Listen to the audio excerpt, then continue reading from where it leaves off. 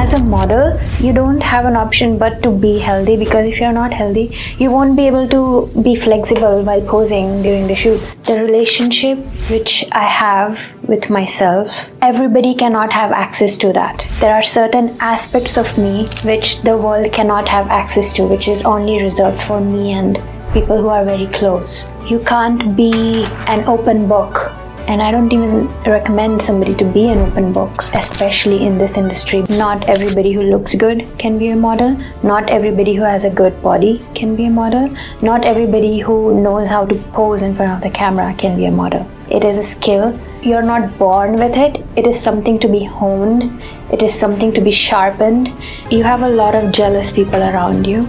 A lot of times, as a model, a lot of men are going to approach you at different events. A lot of big names are going to approach you, and they are going to expect you to say yes to working with them or literally anything, because they have a name, they have a brand, they are something. When you take a stand for yourself and say no, they feel rejected, they feel jealous, and then they do things, spread word around, put you down.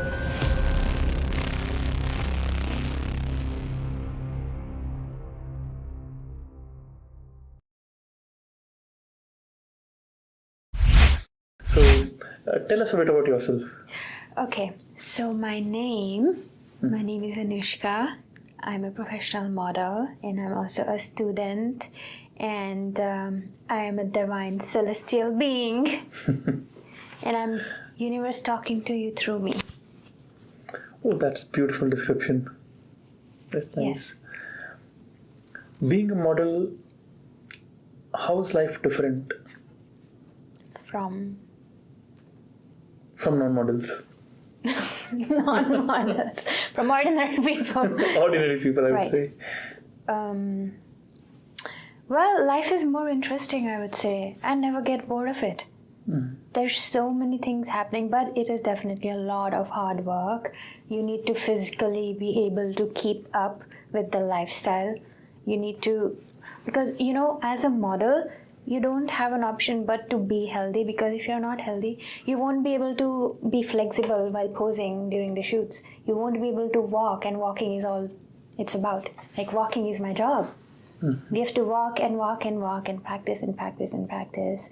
Do runway shows, be standing all day. So you need to have that stamina, and for that, you can't help it but be healthy. So I love it. And I love the flashlights. I love being in the spotlight. I feel like a different persona of me comes alive when the camera starts rolling, and I just get to know myself more with each shoot, with each show that I do. And I meet so many amazing people, so many creative people.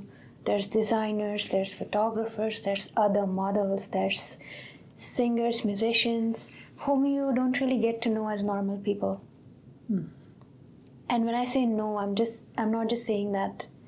I'm not just talking about being acquainted to them, like actually getting to know how somebody's brain works, how they have created a design, how they came up with the music, how they came up with the idea for the show. It's a very creative field, and I'm a very creative person, so I feel like this fully aligns with who I am and my nature.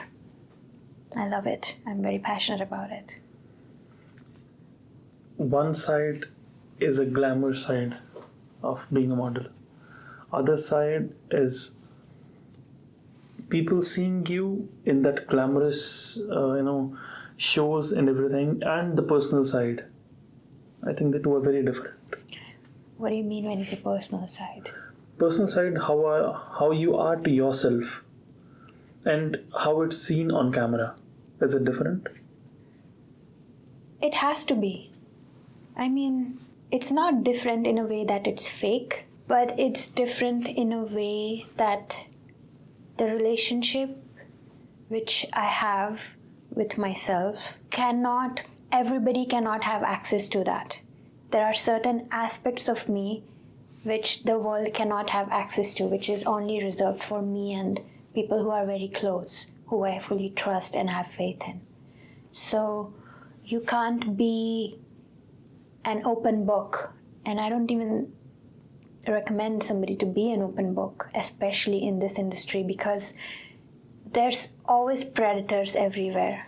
So you need to beware, be mindful, observe, and not just go with the flow of things all the time. Now, talking a bit more about being a model,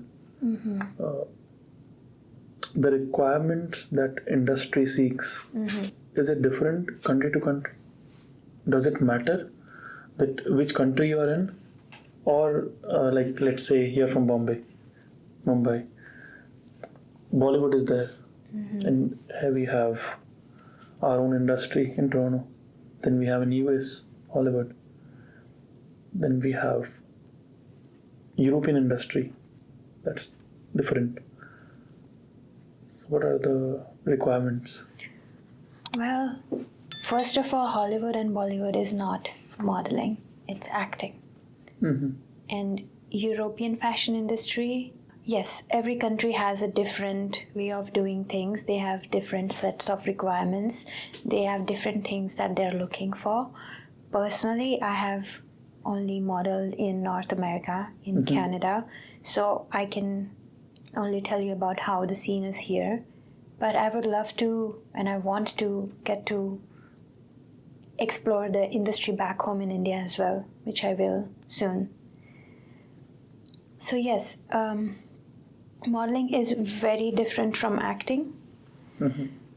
And modeling is a skill. Not everybody can be a model. Not everybody who looks good can be a model. Not everybody who has a good body can be a model.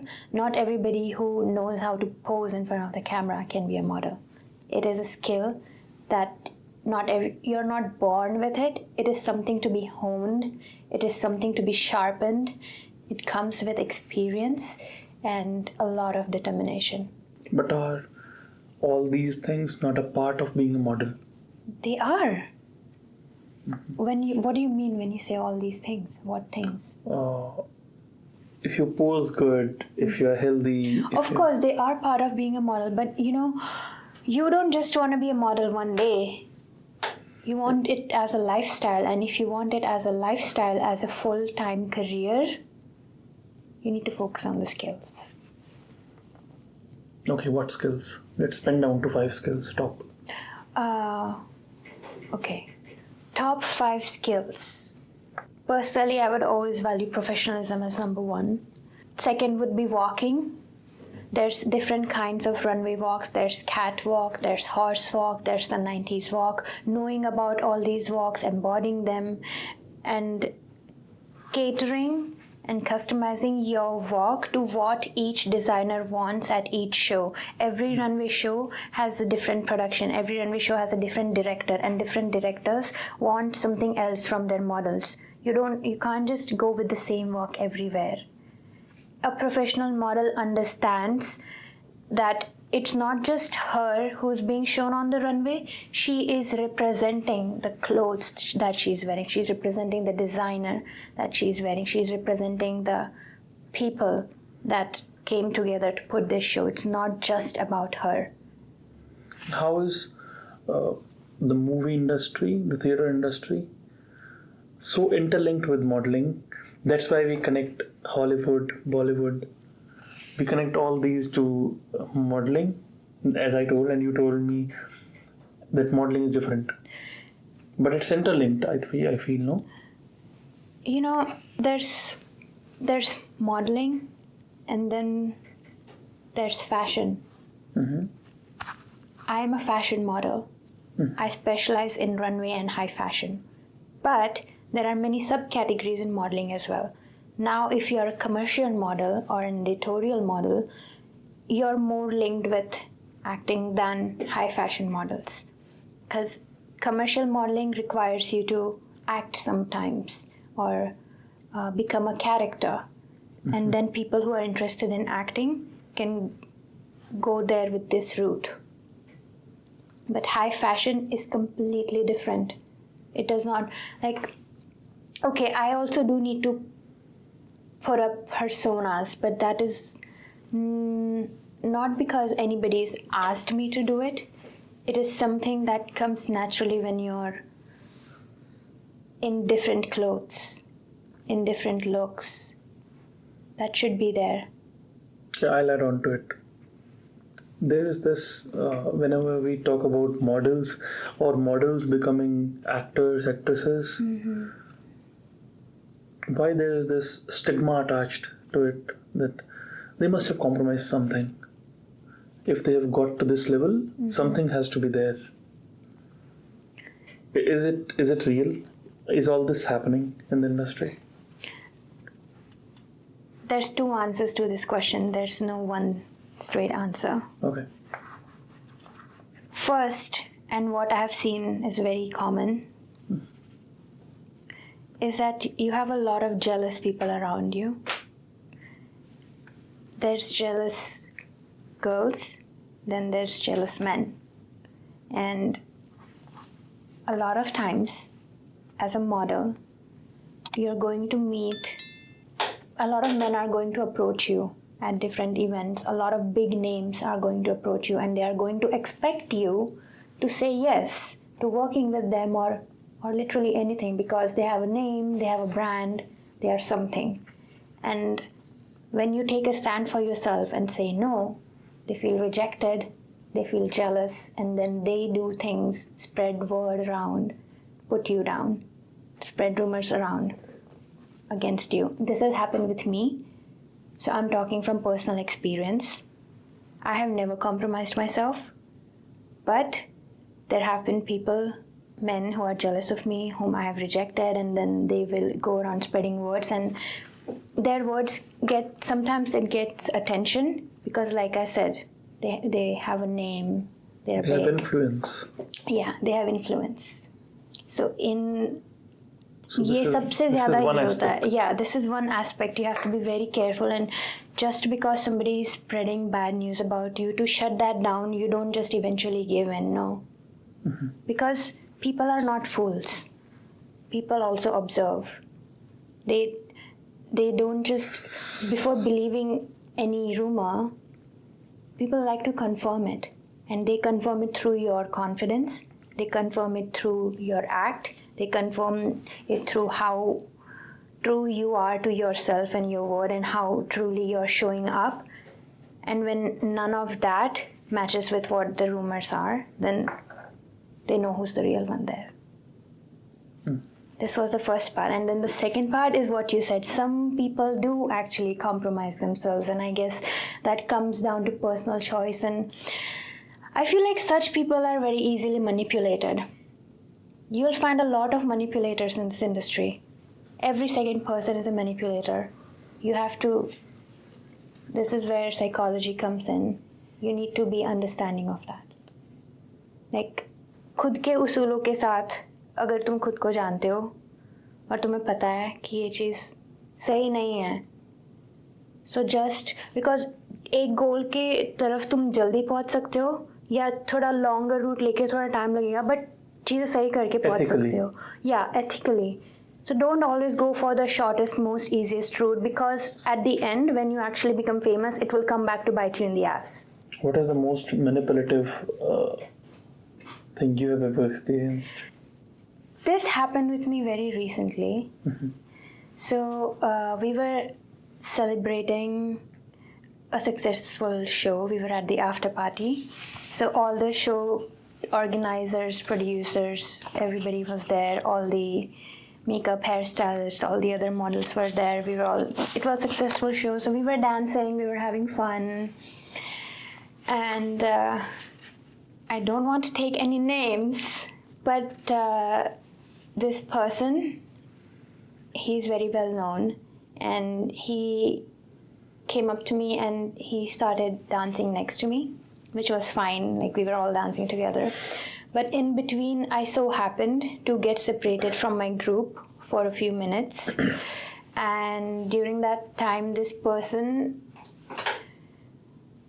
they touched me without consent and they brought me closer to their body, and I immediately pushed them away. And that person was shocked. That person was offended, which doesn't make sense because I should be the one who should be offended, right? And then this person went on to become angry and lash out. So yeah, that happened. But in the end, you see, when somebody does wrong, when someone is guilty, guilt screams.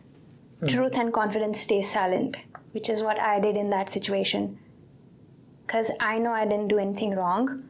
I know that something was done to me which is not right, and I did not let it happen. And then this person does not like it because they wanted me and I rejected them. But staying silent. No, when I say silent, I'm not saying that I'm staying silent about what happened to me. When I say silent, what I mean is I'm not screaming like he is, because when he's screaming, he's making himself look guilty and he's proving himself to everyone, and I don't have to do a thing because now everybody already knows. It's not just a matter of how models are being treated. I think it's about most of the girls Yeah. in the modern world. Yes. Not even modern world, in the world, I would say. I'm telling you, it doesn't even have to be an after party. You could be dancing in a club and somebody comes and grabs you without your permission. A lot of feminist people right now, they're coming in with this ideology. Or not even coming in, they have came in already. This ideology is just inculcated and we are living with it. That leave confidence, that's overconfidence, that's ego, that's a realization that we don't need any other person in life. We are just self-dependent and independent by our own. What is your say on it? I'm not a feminist. I'm going to give it you point blank, period. I'm not a feminist, and I never was and I never will be. Men need women and women need men. To say that, oh, I don't need a man is, I think you're lying to yourself if you say that. Because, okay, it's not just about physical needs. Technology has developed so much, you can satisfy yourself in every way. If you want a kid, like in this modern world, you can have a baby without ever having to get pregnant or without having a husband. You can get a sperm donor, and so वो सारी चीजें हो जाती हैं, but you still need each other. Because there are certain things that only a man can provide you, and there are certain things that only women can give you. And it's the law of nature. We were made like that. That's why we have two genders. We need each other. If all the men were to vanish from planet Earth, humanity would die, right? Yeah, okay. So And similarly, if all women were to vanish from Earth, humanity would still die.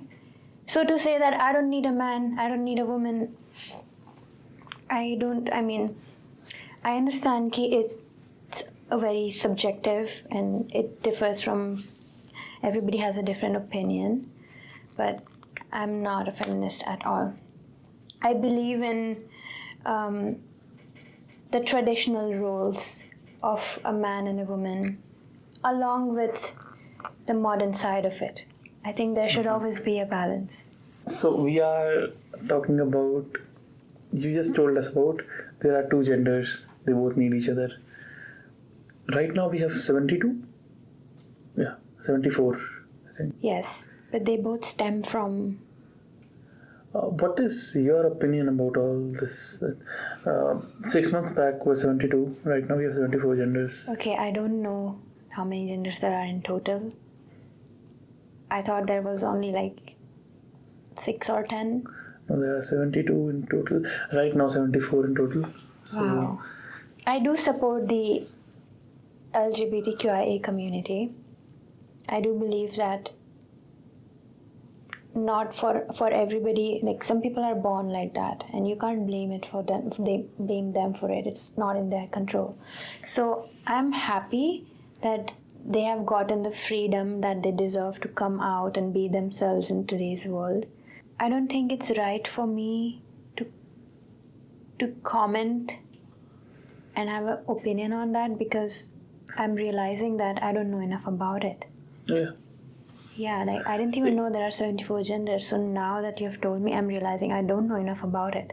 You need to just search on Google genders you will get names and their specifications that it will be descriptive of each gender, that what it means. And once you read it, I think you'll have a better opinion about it. Yeah, And then I should do that. maybe in future we'll ask you something about Yes. Thank you for telling me. it. You told us same as men need women, women need men, and this is a cyclical thing which goes on. And you, with this opinion of not being a feminist, you embrace your womanhood. Yes. Describe a bit. Tell us a bit more. It is not good to be hyper independent. I am an independent girl, but people who say, women who say that they don't need men, I think they are just very hyper independent, which can also be a trauma response. And it's not required. Not everybody is a beast. There are good men and there are bad men, just like there are good women and there are bad women. And talking about womanhood, I need you to ask me that question again, because I feel like I point se thoda dur chali gayi. What I want to ask is your opinion, your ideology about this whole womanhood thing. You explained me a lot about it, actually. Some deep concepts, some things that are so interlinked and you feel it. So I just want you to just describe it a bit more. Oh, I love being a woman. If I was given a choice when I was born, कि बेटा तुम्हें मर्द बनना है औरत, I would be like, I want to be a woman, God, in every birth. I think it's magical. As a woman, you go through like 60 or 70 emotions throughout the day, and a week in my life involves me thinking 3 or 4 times what's wrong with my body. Because there are so many things happening all the time. Every week looks different. No 2 days are the same. I'm not feeling the same every day. I'm not feeling the same emotionally every day. I'm not feeling the same physically every day. And I think that a lot of girls in this modern world are disconnected from their femininity and the core essence of their being. It's not just about how your body is looking, but it's more about how your body is feeling. It's not so much about doing, it's more about being. What does that mean? You told me being and Doing. doing. What does that mean? You don't feel good by just doing. You feel good by being. For instance, I could feel good as a person by just doing this for someone, doing that for someone, going out of my way, running my cup empty. Or I could feel good as a person by being kind, by being nurturing and loving, by being open and by being happy. I don't always have to do something for someone to make them feel okay. I can just be in my own zone, be in my own energy, and that person will automatically feel better by being in my presence. Sometimes your presence, being in your presence, is all that it takes. You don't have to do the talking, you don't have to do the work, you don't have to do this, do that. Just be. And I feel like it takes a certain sense of, a very strong sense of self to be. You can't be when you don't know yourself. That's the originality, I think. You'll be lost. By being, you are being original of yourself. Yeah. Be authentic. Everything else will fall into place. And everything that was not meant to be will fall out of place. Going a bit more deep into embracing this womanhood. Going a bit deep into embracing womanhood, you talked about cycle syncing. This concept was a little new to me. So, would you like to describe what is it and how it helps females? I would like to know about it. Cycle syncing is when you sync your cycles as a woman, your menstrual cycle, along with your day-to-day activities, along with life, basically. ये कैसे effect करता है normal life को? When I'm on my periods, I will not be able to give my best performance physically or even emotionally for that matter, because you have PMS, you have all these things happening to you. When I'm in my follicular phase, the second week of my month, I'll be more energetic, energy starts coming back to me. I don't need to eat as much because my appetite has gone down, because progesterone is starting to rise, estrogen is starting to rise. So I can go on the whole day hustling without feeling the need to eat much. Then so there's the menstrual phase, there's the follicular phase, there's the ovulatory phase, then there's the luteal phase. Energy levels are different in each phase. Your appetite is different in each phase. How much you can work out and endure, how much strength you have is different in each phase. And your mood swings are different in each phase. How you look is different in each phase. How your hair feels is different in each phase. And you can plan your entire month out accordingly, and I think as you should, because that is in the best alignment of your menstrual health and your health as a woman. Like, I would never take on big projects when I'm in the last days of my luteal phase or early days of my menstrual phase, because I know that I will not be able to deliver my best. I won't be feeling my best. I won't have that much energy. And in luteal phase, I eat like a monster. My appetite shoots up so much. In my luteal phase, I can't do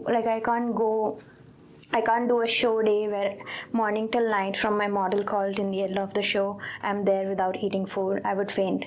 So personally, I'd like to get as much work as I can done in my follicular and ovulatory phase. That's also when I go out the most. That's when I do the most shows. That's when I do the most practices, the most shoots, the most events. And during the luteal phase, I like to up my consumption of teas, because I'm preparing my body to shed that uterine lining, right? So I need more nutrients in my body. I need more carbs. I need more protein to prepare my body for that. I need more herbs. And then once you start menstruating, you start feeling better. Because, it's not just a physical release, it's also an emotional release. When a woman is on her period, those 5 days are her feedback of how her month was. So today's my day 1. So from today till this entire week, this period, I'm going to feel and realize how this past 1 month was for me. Period for me is like a feedback. And it is also such an intimate experience. I feel as a woman, when you get periods every month, they become a friend. It's like that friend you meet every month. It comes to say hello. It's your best friend, because with that friend you cry, you laugh, you weep, you talk to that friend. That friend gives you pain. That friend tells you things you don't want to hear but you need to hear. That friend makes you feel things that you need to feel, that you've been shoving down deep inside your mind to avoid, and it all comes to the surface. So for me, I look forward to my periods every month. I don't think that, oh, I got my periods, oh God. I never have that. I look forward to it, really. Okay, So how is cycle syncing connected with moon cycles? I believe that women are like the moon and men are like the sun. The moon, just like women, have its own phases, and the moon has a 28-day cycle. Whereas men have a 24-hour hormonal clock, which is the same as the sun. The sun comes out every day, it looks the same. It sets down every day, it looks the same. Not the moon though. Even if you see the moon every day, it's in a different shape.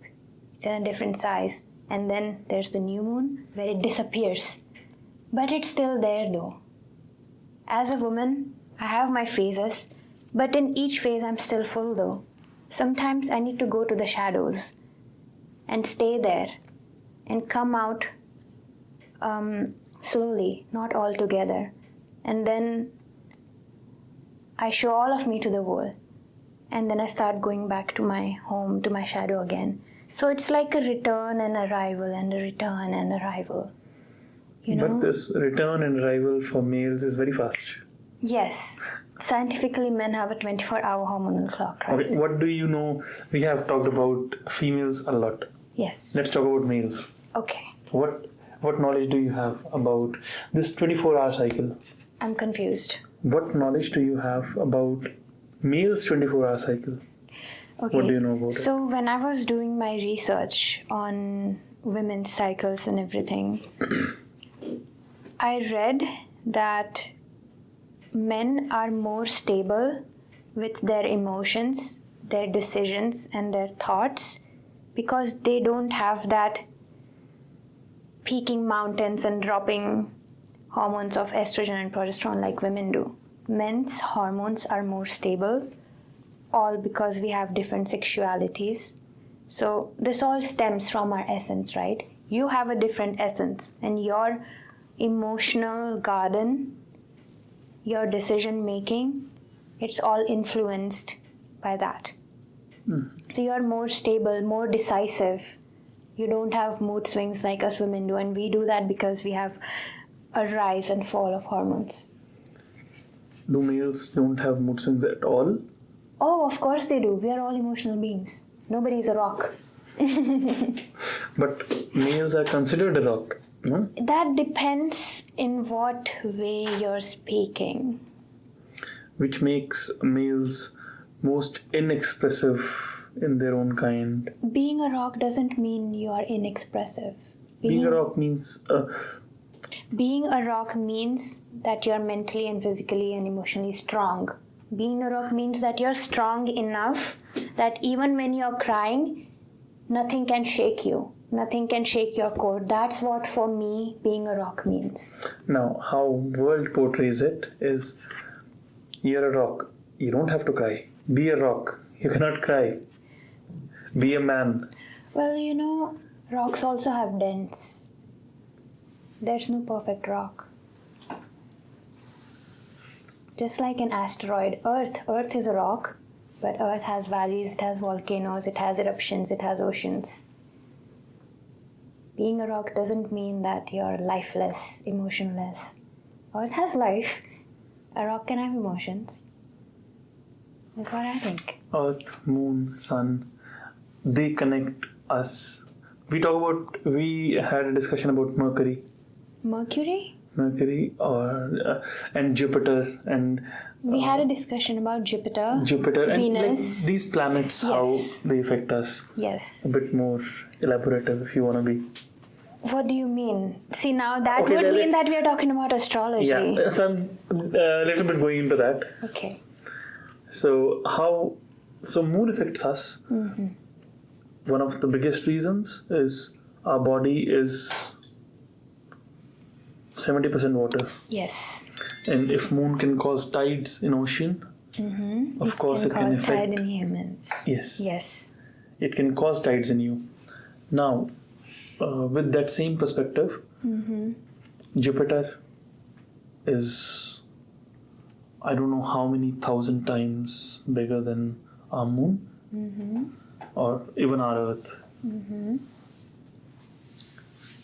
Do you think it will not affect us or how does it affect us? Of course it affects us. Yeah, so how does Every it? planet, every star affects us. I believe in astrology, and don't get me wrong, I don't judge everybody based off of astrology because everybody is unique in themselves. So I don't like to make astrology as a rule book to follow when I'm trying to read through someone. But yes, when I'm trying to understand myself or somebody that I really know, I do look into astrology. And talking about Jupiter, well, I'm a Sagittarius. So Jupiter is my ruling planet. I'm ruled by Jupiter. Is astrology, according to you, a rule book which can tell you basics about your behavior, your character, how your life's gonna be? To give you a one-word answer, and people might not agree with this, yes. Yes, I think it can be seen as a rule book, as a book of guide, because before humans were ever born, the universe was made. Before humans came into existence, we had the planets. Before humans, we had the stars. And True. and even if we had one less planet in our solar system, the position of Earth would be different. So position of every planet has influenced the position of Earth today, and that position has influenced the evolution of humans. We wouldn't be here if Jupiter wasn't the 7th planet. Seriously? Yeah. Or if Earth was the first planet, life wouldn't exist. Oh yeah, that is true, because we are at a distance from sun. It's that the is perfect Perfect distance. distance. Yeah. We wouldn't be here But if the 9th planet or 8th planet or 7th planet was not there, how does it affect us? I guess, Or a star that is 1,000 light years away from us? well, what I can think of as a possibility from the scenario that you have given me would be that in that case, the solar system, like Earth's axis, would have been longer, and because of longer axis, life would have been possible only during the times when Earth was closer to the sun, and again, life would have gone when Earth was at its farthest point from the sun, because the axis would have been longer if the rest of the planets weren't there. And Jupiter is considered a very significantly important planet in our solar system because of its massive size. Jupiter holds all the other planets in line with the sun. Because if Jupiter was not there, all the other planets, even though they would be in the solar system of the sun, they would fall off balance. Our gravity would have been affected. Our moon would have been affected. Right? And this is us talking about science here. Astronomy. This is astronomy. But when we talk about astrology, Jupiter is known as the planet of abundance, of luck, of success. Anything that you have in life expands when it comes in touch with Jupiter. People will not agree to it. I don't know what exactly to ask, but I'll just shoot you a question. Okay. Have you heard this theory about moon being an artificial satellite? I have heard theories, yeah. That it is a possibility that moon can be a artificial planet and there is some life that is inside moon. And why were we not able to go to moon? We went there 1960s, like mid 90s. Neil Armstrong. Yeah, we went there mid 90s. And why 70 years of wait and nothing? Yeah. After that, we have gone to Mars. We are reaching nearest to the sun. But this is it is nearest to us, our moon. Why are we not landing on moon again? Why it took 70 years of nothing? So your question to me is if I think it's a satellite. No, what do you think about it? You have heard about this theory? You have told it? I have heard about this theory of moon being an artificial satellite, but I refuse to believe it. Because nothing artificial can have that much influence over oceans and human emotions like that. What Artificial if things it's can't made do. by our super ancestors and there is some magnetic force in it? No, it's not made by humans. What was seen, not humans, you're talking about living beings. Okay. I'm talking Aliens about could have made it, you're saying. And no, so I'll not use the term aliens, I'll talk about any creatures in our extraterrestrial atmosphere. That is a possibility. I'm not talking about humans. That is a possibility. I do believe in extraterrestrial existence. And I have seen a spaceship. Believe it or not, I have seen a spaceship. I don't care if people think I'm lying, if anybody believes it or not. This but podcast is going somewhere else. I have seen a spaceship. Where, when, how, what was the experience? I have only ever told about this to like 2 or 3 people. Okay. Nobody believed me. But I know what I saw. Why were you so sure it's a spaceship? It can be a balloon. It can be... It was anything. not a balloon. I say it's a spaceship because even now, after more than a year since that happened, I'm not able to describe it. It was in Canada.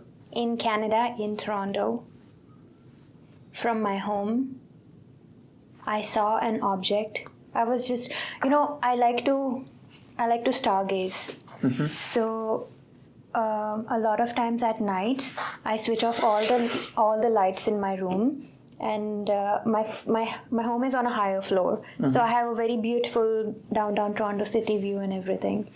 So I see helicopters flying, flights, clouds, stars, everything. So it was the same that night. I was just laying on my bed, looking outside the window. And I was staring outside of the window for a while already. And suddenly, it's like in Doraemon when he opens the anywhere door and the door appears.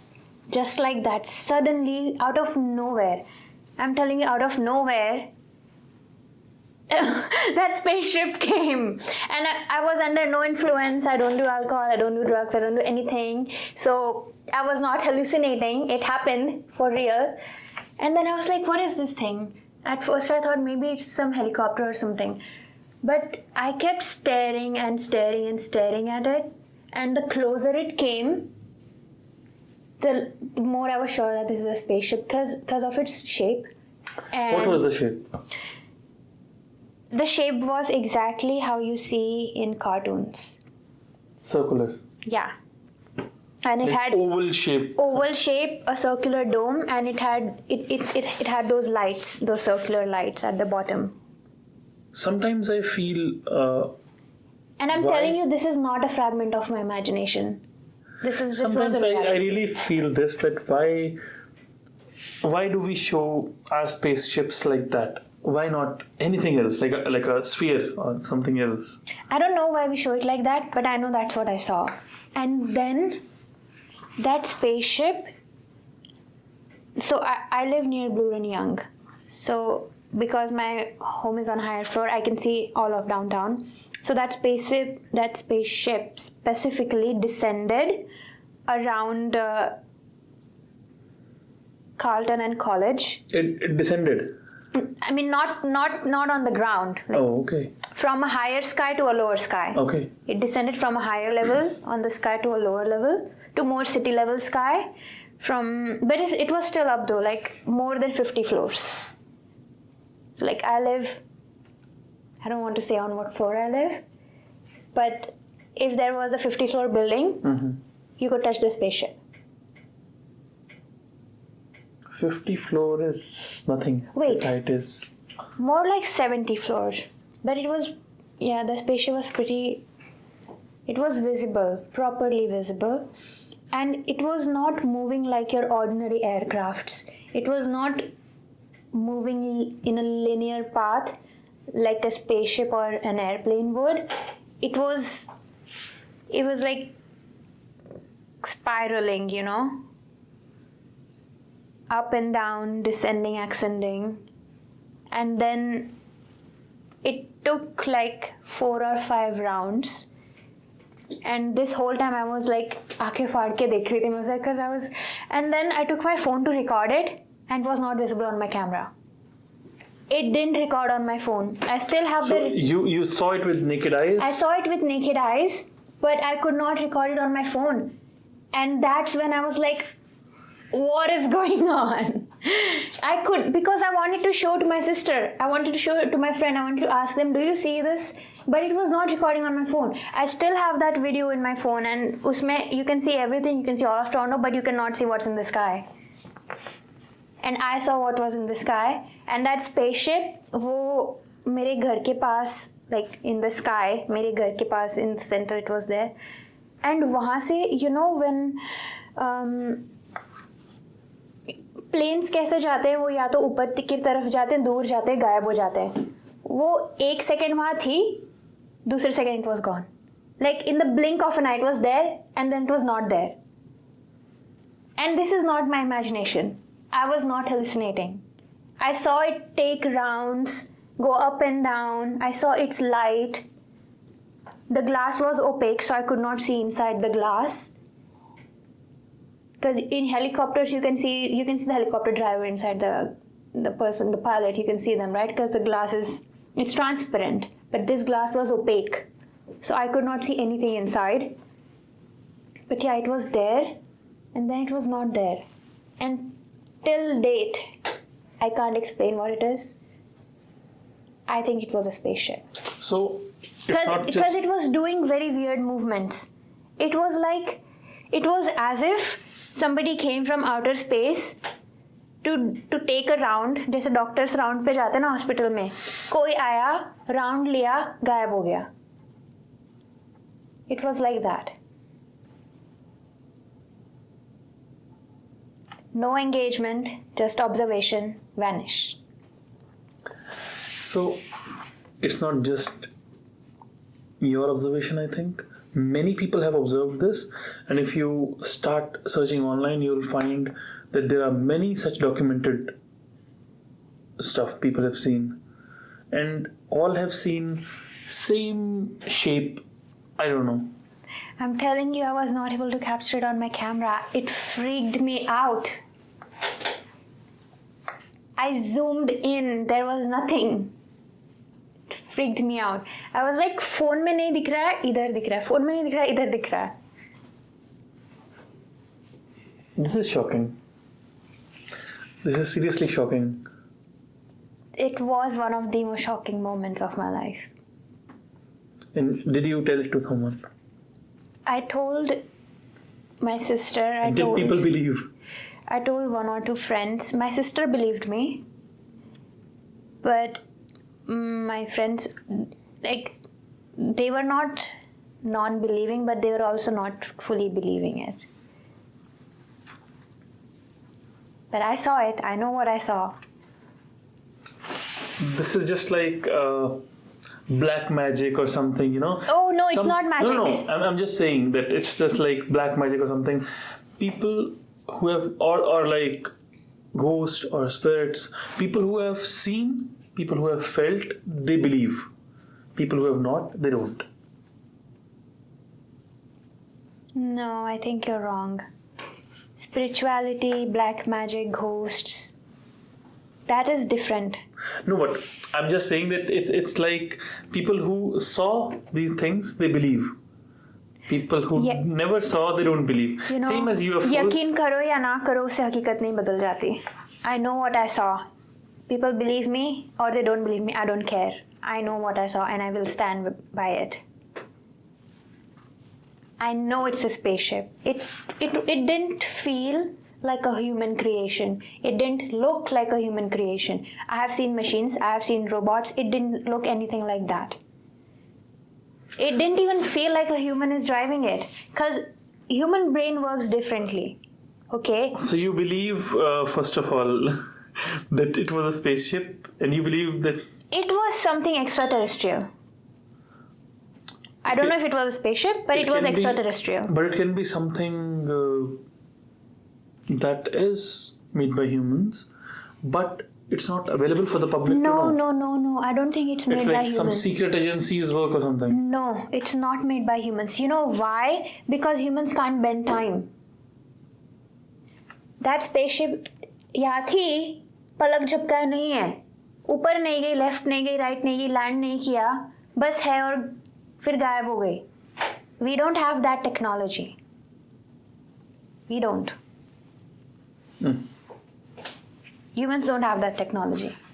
It's not like phone में like a reel खत्म हो गया, अपने आप ऊपर चला गया.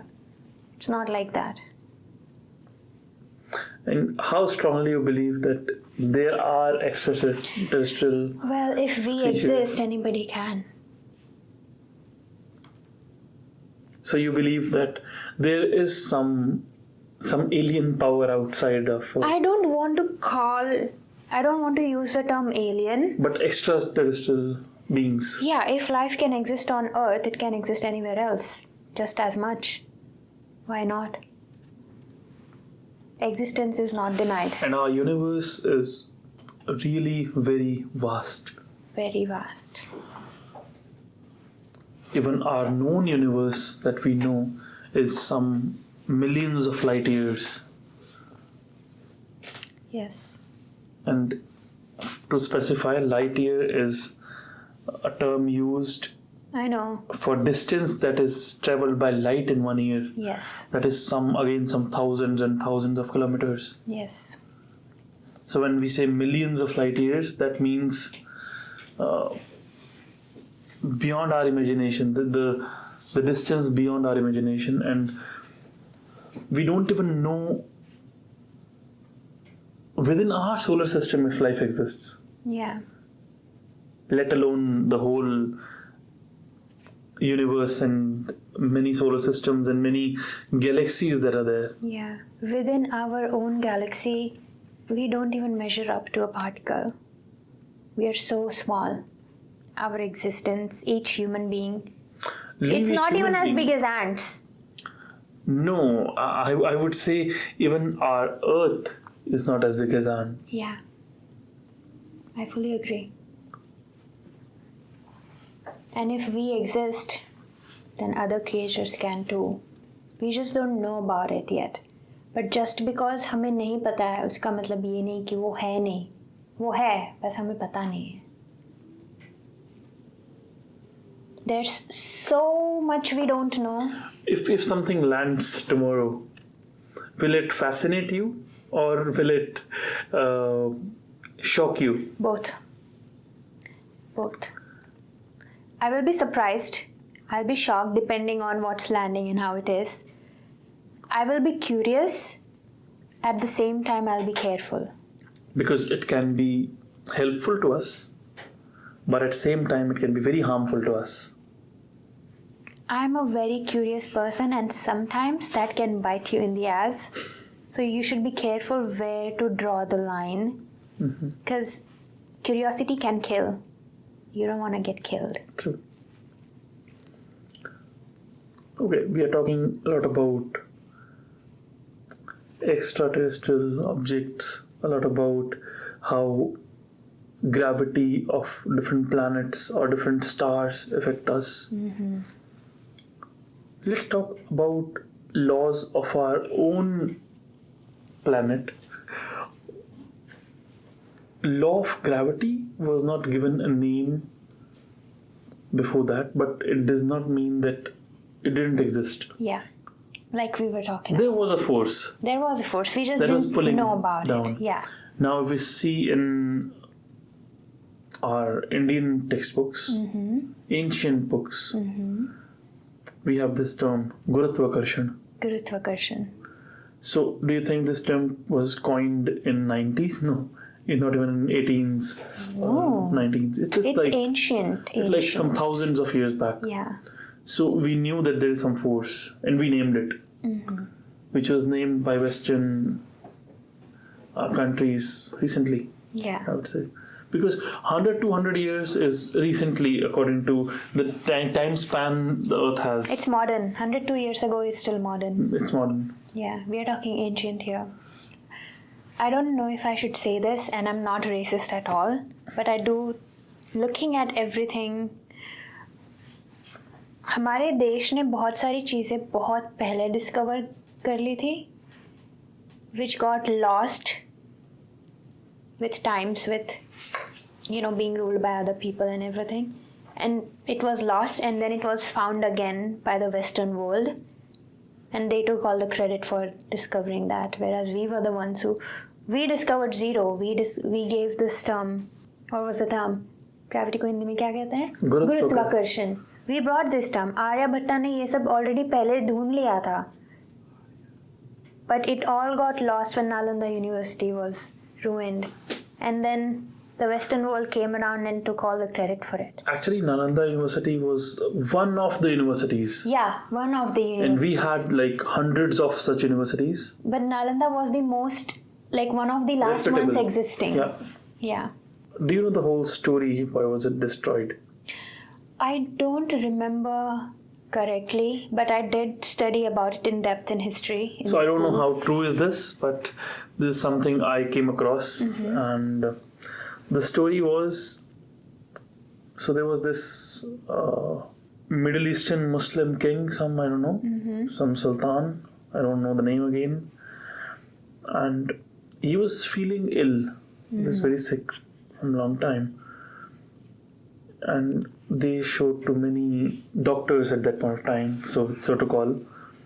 And there was no such remedy or something. And someone from Nalanda University was there by chance, or he was called. And to challenge him, this king says, do something so that you will not give me something to eat. You will not do anything with me and I'll be treated. Do you have that technology? And he told, sure, why not? Just have this book and read it. And he was reading the book and he was treated within few days. How? Because on the pages of book, this so-called doctor and scientist of ours from Nalanda University, he put medicine on pages of the book. So when he was turning the pages, touching the pages, and then he was using those hands, medicine was always there, surrounding him. Because he was told every day for this much time you have to read this book. That's brilliant. And when this guy came across this thing that, wow, he did it. So in anger, I don't know what happened, and then that how these people have this technology and we don't, and something like that. Jealousy. Yeah, this was destroyed. Human ego, human envy. It's the end of us all. Today we would have knowledge of centuries ago or something that would drastically shift how we live, but it's lost. Yeah. And I would say in coming years we are going to lose a lot because we don't know Sanskrit, and whatever is translated will be lost. Yeah. A lot of meaning and value is lost in translation. True. जो चीज़ हम संस्कृत पढ़ के हम अपनी native language में समझ सकते हैं, even though we know our second language properly, वो ट्रांसलेशन में उसका सेम मीनिंग उस लेवल पे नहीं होगा. If I were to tell you something in Hindi and translate it in English, the value is lost. The same. Yeah, the value. The meaning is there, but value is lost. Even if you are a master in the second language, some things are to be understood firsthand in the original text. Exactly. You lose the originality because while translating, it also brings in perspective, and the कौन translate कर रहा है. Exactly. That's why you'll see different translations will have different meanings. Yes. That's a very true thing. Yeah. How it happens. Okay, so we were talking about different laws. Some came, some never came yet. Like Gurutvakarsan. It was discovered after that. But we always knew there is something, there is some law, there is some power. Yeah. There's Newton some gave the force. term gravity. Yeah. There was this term given, law of attraction. Akarshan. Yeah. Like you attract what is happening in your life. And it's super hyped. It is. The Secret reveals it. You read it. I also read it, but I would like to know your point of view. That this much hype of The Secret, is it that worth? It's definitely worth it. The Secret changed my life, and I'm not afraid to say it. It really changed my life. Like, that book was a pivotal point in my life and my journey. I read it when I was 17. And उस book को पढ़ने के पहले बचपन से ही I knew that जो मैं सोचती हूँ वो होता है. हमेशा जो सोचती हूँ वैसा नहीं होता है, बट जो जिसके बारे में बार बार सोचती हूँ वो हो जाता है. उसके पीछे का साइंस नहीं पता था, बट बचपन से ही I used to visualize, I used to imagine कि कल ना मुझे एग्जाम में ऐसे ऐसे करना है, एंड वैसे वैसे ही क्वेश्चंस आते थे. तो I am not saying this is magic, it's not magic, but isn't it? Again, many people say that if you don't have a term of law of gravity, many people would say this is magic. You see, I throw it up and it comes down. Wow, it's magic. But you know, I have a different. The way I look at magic is different from the definition of magic. Okay, please. Okay, magic हर वो चीज़ जो समझाई नहीं जाती जादू नहीं होता.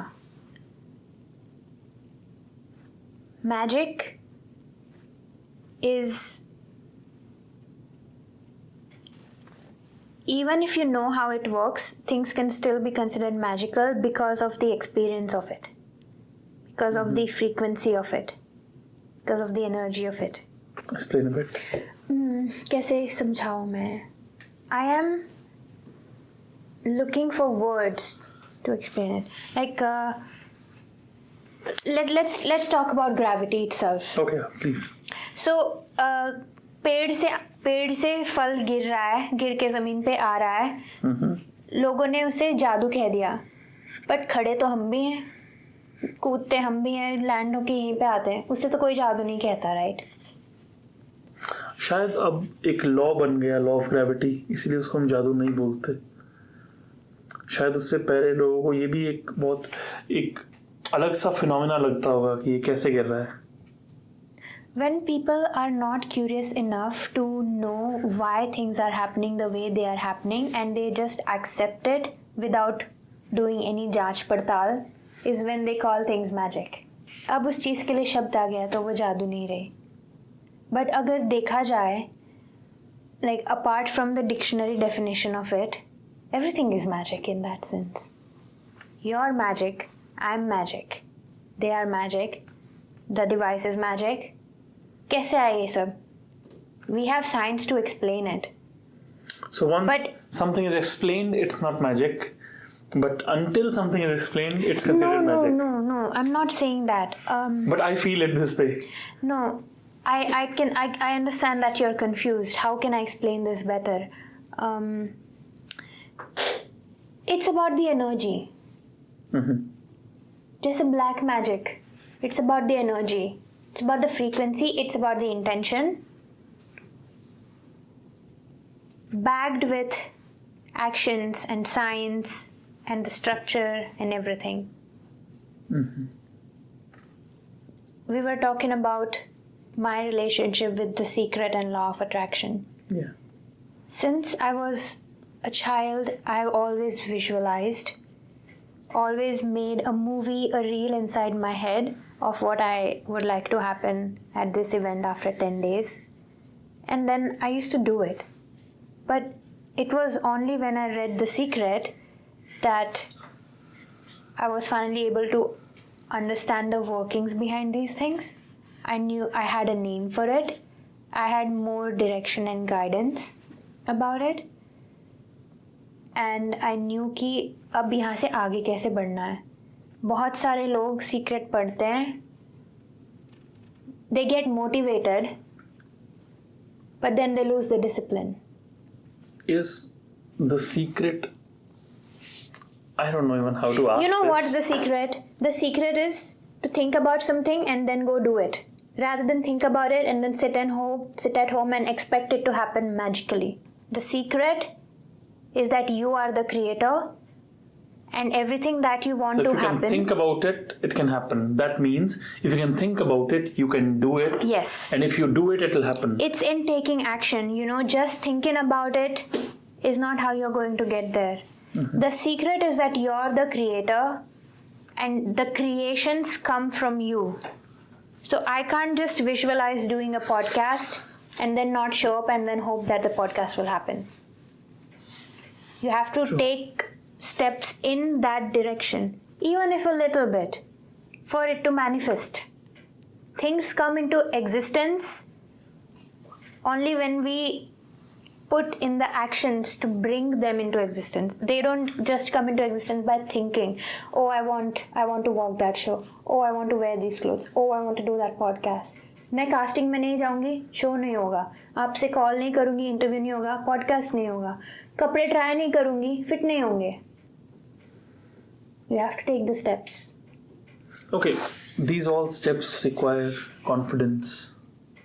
Like we were discussing, that public speaking requires confidence, and this thing you told me, that not even just public speaking, but everything in life requires confidence. Each and everything. Mm-hmm. Even sitting with two friends having a discussion requires confidence to speak your ideas out. Mm-hmm. And many don't have that confidence within themselves. What are the quick steps to follow to start building that confidence? I don't like the term quick. I'd say quick steps because I know what you mean. Something that can be implemented from today, from now. Not achieving it quick, but implementing it quick. Nothing worth having can be achieved quickly or easily. And confidence is an asset. It's not a one-day thing. Confidence is something you carry throughout life with grace, through faith. If there's no faith in yourself, there's no confidence. If there is no trust within yourself, there's no confidence. जब खुद के साथ, जब खुद में यकीन होता है, जब खुद की काबिलियत पे विश्वास होता है कि मैं गिर गई तो भी वापस खुद खड़ी हो जाऊंगी, तब कॉन्फिडेंस आता है. एक झटके में, 5 मिनट में नहीं आता. इनसिक्योरिटी से कॉन्फिडेंस तक पहुंचने की जर्नी लंबी होती है और वो लीनियर नहीं होती. It goes up and down, it fluctuates, and it only comes from self-trust and self-belief. When you have self-trust, you will have confidence. When you have self-belief, you will have confidence. Your self-trust, self-beliefs shatter because of many reasons in life. Yeah. One of the reasons we discussed about was relationships. And what you told me was the best teachers you had for your relationships, right? Yeah. If I'm not wrong. My best teachers in life, I don't want to use the term best. They are not the best. They are the biggest teachers in life. Mm-hmm. Were my personal relationships. How do they affect that much? Like a person's trajectory in life can be completely changed because of how you have relationships with people, your personal relationships, public relationships. and you saying it that it was biggest teacher. I would like to elaborate a bit more. Well, I would like to delve into that through confidence. Okay. किसी और में अपना विश्वास डालने से पहले अगर खुद खड़े नहीं हो सकते तो किसी और के साथ खड़े भी नहीं होना चाहिए. This is so true. Right? Because then you're just a liability, not an asset anymore. And the thing about relationships is, Nitin, that relationships require you to be vulnerable. And I'm a very vulnerable person. And my vulnerabilities, they're one of my superpowers. And now I don't want you to misunderstand. I think people misunderstand vulnerability for weakness. Crying, it is one thing to be weak and it is one thing to be vulnerable. I can be crying and still slap somebody in the face. That crying is my vulnerability, not my weakness. And to be in relationships, you need to be able to be vulnerable with somebody. अगर तुम अपने authentic self नहीं हो सकते, then what are you doing? You're just wasting your time with somebody. You're wasting their time, you're wasting your time. And also, relationships are so personal, they are so intimate. It's not just about your present life, it's also connected to your childhood a lot. For example, my very first understanding of relationship in life comes from looking at my parents and their marriage. True. Similarly, everybody, उनके लिए प्यार क्या होता है वो अपने घर में मम्मी पापा को देखकर समझते हैं. तो हर किसी की अंडरस्टैंडिंग ऑफ मुझे रिलेशनशिप से क्या चाहिए, what are my expectations and what are my needs, are influenced by all of that we have understood in childhood. And I feel that as a daughter of two parents, for every child, the best gift any parent can give them is a happy marriage. That's the best gift you could give your child, really, in life. Because unke sare future relationships are influenced by this. It stems from this. You see so many adult relationships, they become toxic.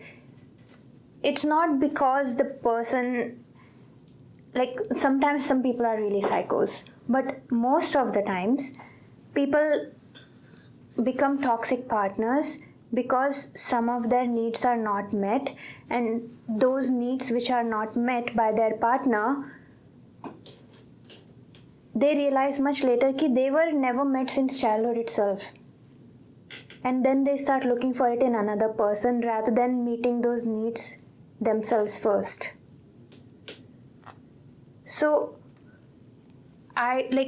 through my personal relationships, my romantic relationships, I have learned so much about myself.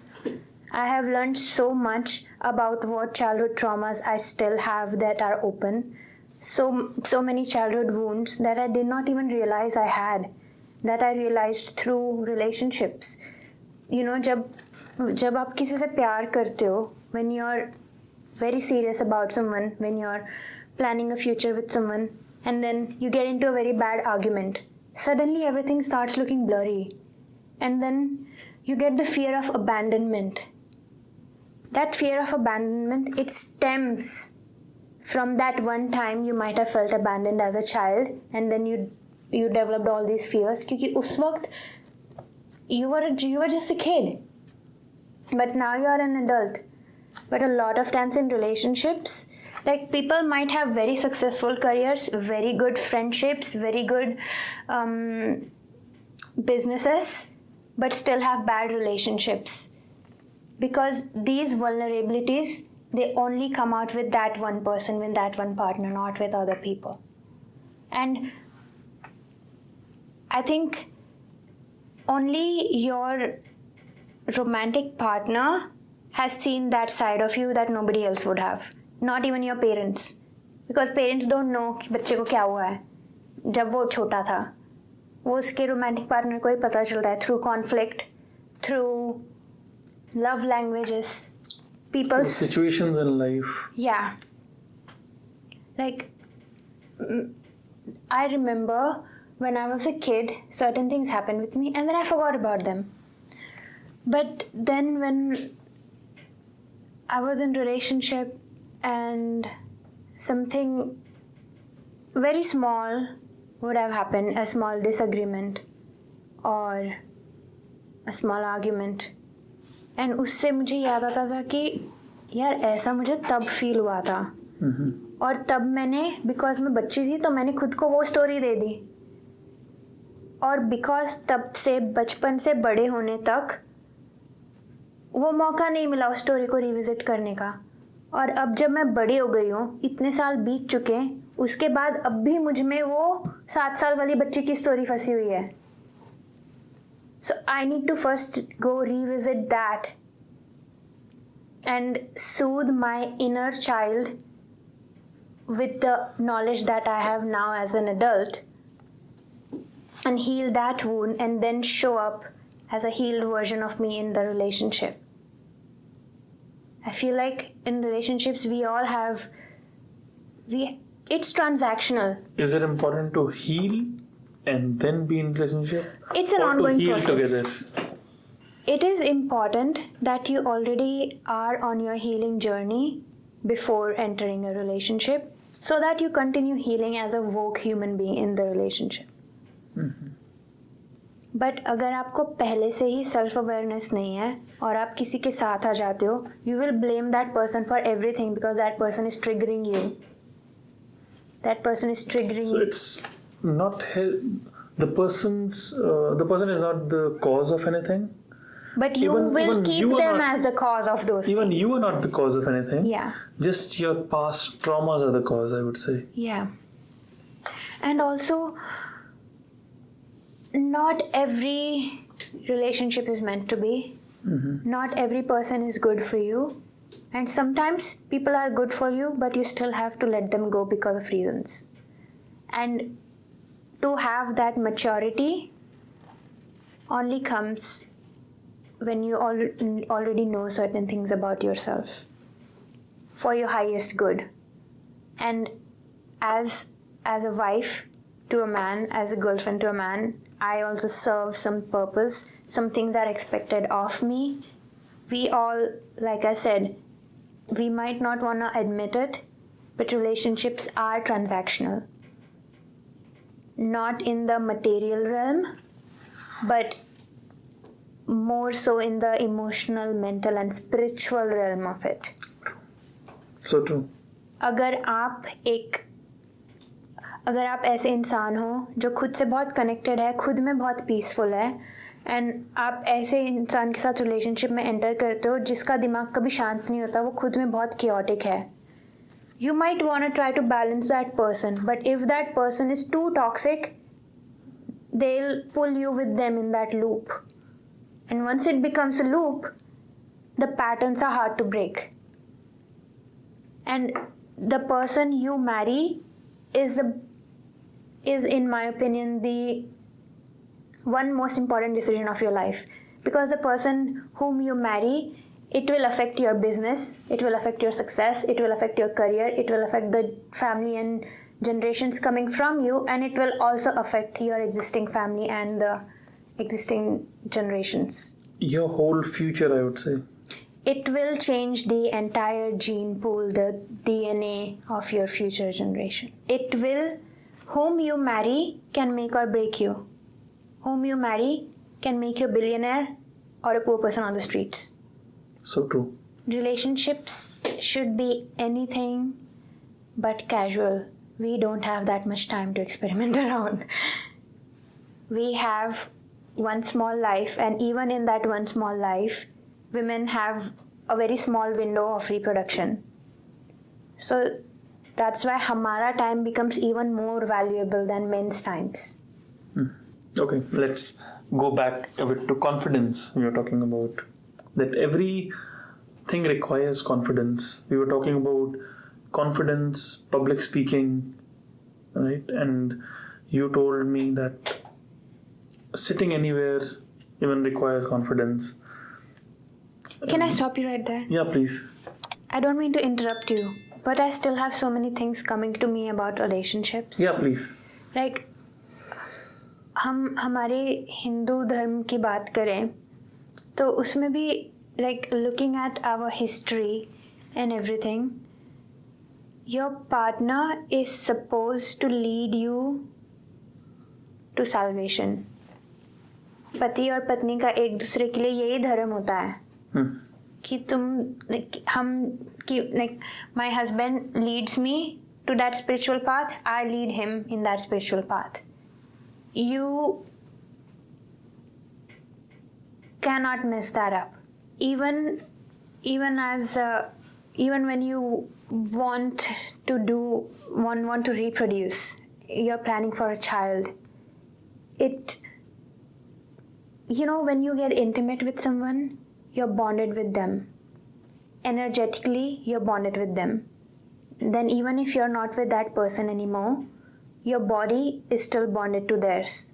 Because there was this exchange, this release of energy. And sexual energy is the highest form of energy. It's the most energy can get. That energy is so powerful that it's considered the strongest energy to manifest anything in your life. Okay, explain it a bit. Strongest energy to manifest.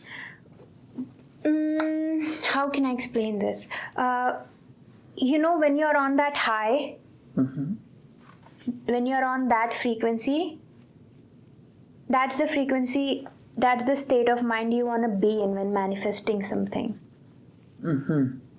And then there's the release, and you let it go.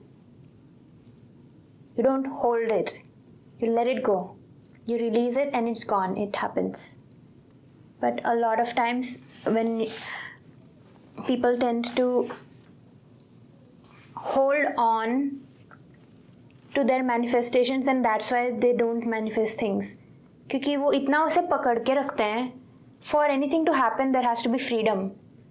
If there's no freedom, there's no manifestation. If you're still worrying about it, then you manifest the worries, you attract the worries. If you're worrying about it, you attract more worry, you attract more stress.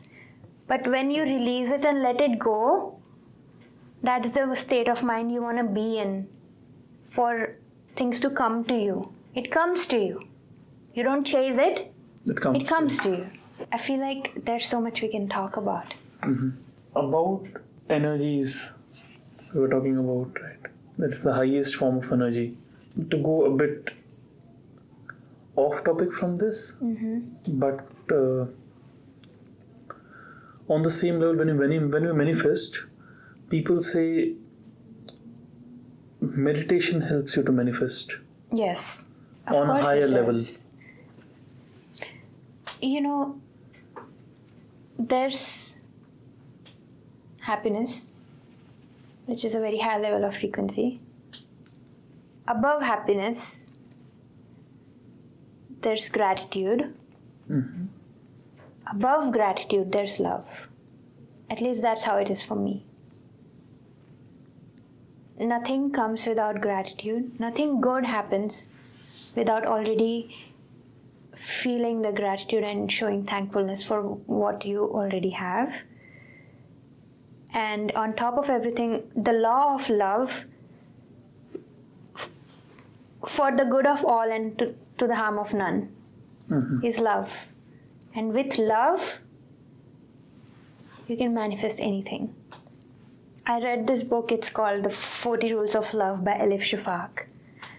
And that book is not about manifestation. It's about love and how there's platonic love, there's intimate love, lustful love, romantic love, family love. There are so many kinds of love. And मोक्ष तुम तभी पा सकते हो जब प्यार हो सबके लिए, as as one divine union. You hate that person, keep hating them, but love them. Do you know what I mean? True. I get it. You don't have to like everyone. But you don't have to hate everyone. Even if you hate someone, in the end, अच्छा इंसान बन जाए, भला हो जाए उसका. ये तो नहीं wish करेंगे ना कि I wish that person dies. Yeah. Any day, I would rather hate someone and have them change than hate someone so much that they die. True. Of course, there are always exceptions. Some people deserve it. Sometimes you have to be the karma and show up like that. But yeah, I think love rules everything. Beautiful. Okay, so we'll be moving towards the end of the podcast now, and I'll